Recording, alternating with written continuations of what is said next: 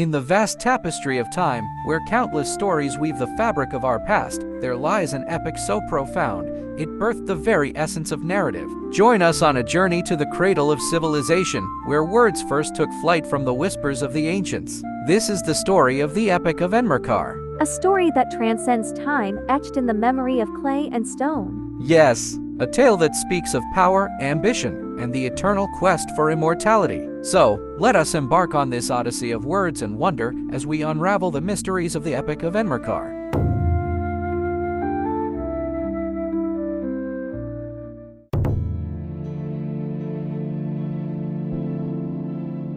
Imagine a world where history is not written, but whispered from generation to generation, where the line between myth and reality blurs and legends walk among us. Welcome to the dawn of writing, where our story begins with the Epic of Enmerkar, a tale etched in clay, whispering secrets of a time when gods mingled with mortals. The power of words captured for eternity.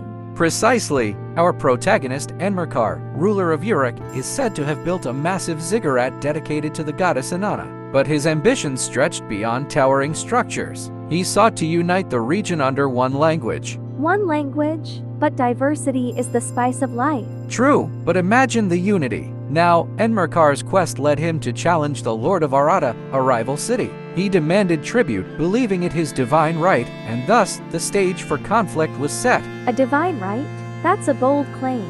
Bold and ancient. This struggle wasn't just about power, but about the very essence of communication. The Epic of Enmerkar is not just a story. It's the earliest known reference to the complexity of language and its role in shaping our civilization. So, it's like a battle of wits and words? Exactly. And it's said that Enmerkar's message to the Lord of Aratta was so complex, it required a master of words to interpret it. A scribe, if you will, marking the birth of one of the oldest professions. The first influencers. You could say that. Now, let's delve deeper into this epic and uncover the mysteries of the first written words.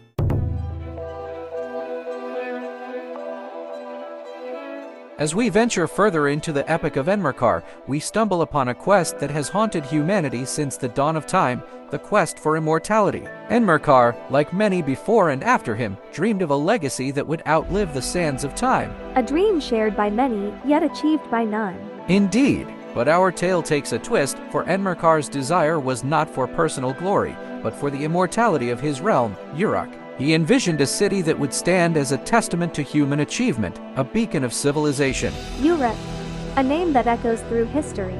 But how did he plan to achieve such a feat? Through the written word. Enmerkar commissioned scribes to document his reign and the splendors of Uruk. These writings were not mere records. They were spells cast in clay, designed to bind the city's fate to the stars. Spells in clay? That's one way to ensure your story is set in stone.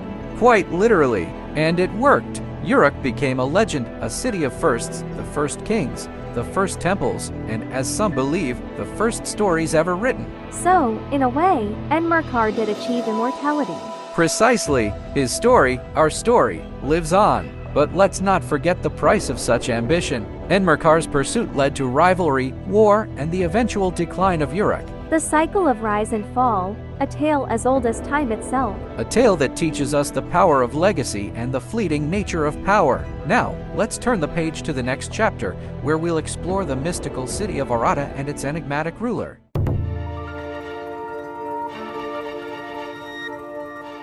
Beyond the walls of Uruk, across rugged mountains and treacherous valleys, lies the enigmatic city of Aratta. Shrouded in mystery, it was said to be a place where the streets were paved with precious stones and the walls glittered with gold. A city of riches, hidden from the world. It sounds like a fairy tale.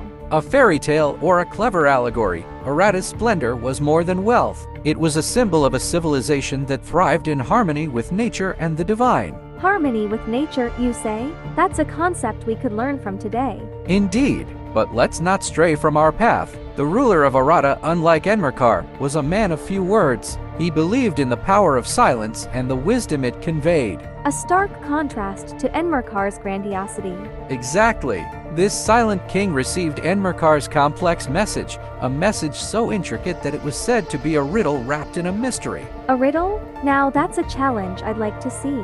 And see, you shall. The king pondered over the message, seeking counsel from his advisors and oracles. The answer he sent back was equally cryptic, setting off a battle of wits that would echo through the ages. A battle of wits with the fate of cities at stake. It's like a game of chess with gods as the pieces. Precisely, and as the tale unfolds, we learn that the true treasure of Aratta wasn't its jewels or gold, but its profound understanding of the world's mysteries. So, what was the outcome of this epic duel?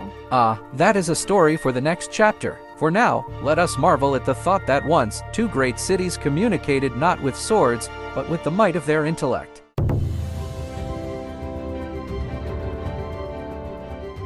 As the sun set over the twin cities, the intellectual duel between Enmerkar and the silent king of Aratta reached its zenith. The messages exchanged were not mere words but veiled in allegories, challenging each other's wit and wisdom. The suspense is killing me. Who emerged victorious? Patience! The outcome of such contests is never straightforward. Enmerkar, with his flair for the dramatic, crafted messages that were like intricate tapestries, weaving history, myth, and prophecy into one. And the king of Aratta? He responded with simplicity, yet his words carried the weight of centuries. His replies were like keys, unlocking the deeper meanings of Enmerkar's elaborate tales. It sounds like they were both masters of their craft. Indeed, they were, but as the challenge continued, it became clear that this was more than a contest of egos. It was a dialogue that explored the human condition, the nature of power, and the role of language in our collective consciousness. So, who won? In the end, it wasn't about winning or losing. The true victory lay in the exchange itself, the birth of diplomacy, the art of negotiation, and the realization that words could bridge worlds. A lesson that stands the test of time. Exactly. And though the Epic of Enmerkar leaves the actual outcome ambiguous, it's the journey that enlightens us. The cities of Uruk and Aratta may have faded into dust, but their story, a testament to the power of communication, remains immortal. A fitting end to an epic tale. But not the end of our journey. Join us in the next chapter as we explore the legacy of the Epic of Enmerkar and how it still resonates in the corridors of power today.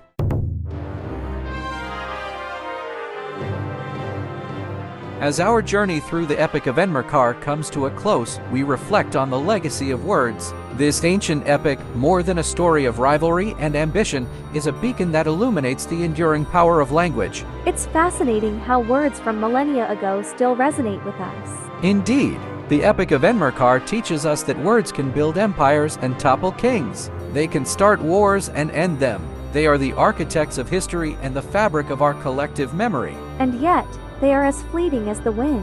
A paradox of our existence. But consider this, while the cities of Uruk and Aratta have crumbled, their stories have traversed time and space, reaching us here, now. A testament to the scribes, the unsung heroes of history. Precisely, these ancient authors, with their styluses and clay tablets, were the first to harness the chaos of thought and give it form. They were the original storytellers, the forefathers of every writer who has ever dared to dream. So, what can we learn from them? That our words have weight. They carry the essence of our being and the power to transcend the ages. As we craft our narratives, we must remember that we are not just writing stories. We are etching our voices into the fabric of time. A heavy burden for any writer. But also a great honor. And so, we must wield our words with care, for they are the legacy we leave behind. The true immortality. And with that, we conclude our tale of Enmerkar, a king whose quest for unity gave birth to the written word, and in doing so, shaped the destiny of us all.